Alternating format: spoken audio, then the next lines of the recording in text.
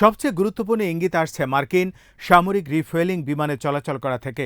অন্তত ৩১টি KC-135 strato tanker ও KC-46 Pegasus মার্কিন জ্বালানি সরবরাহকারী বিমান ইউরোপের দিকে যায়। এসব বিমানের মধ্যে কয়েকটি আরও পূর্বে গেছে। বিমানগুলোর এই গতিবিধি দূরপাল্লার বিমান হামলার প্রস্তুতির ইঙ্গিত বহন করে।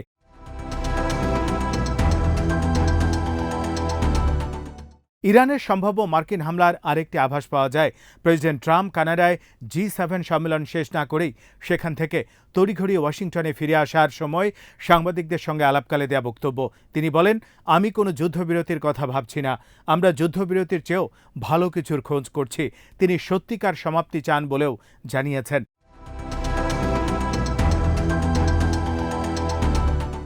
ওয়াশিংটনে ফিরে তিনি মার্কিন জাতীয় নিরাপত্তা কাউন্সিলের সঙ্গেও বৈঠক করেছেন।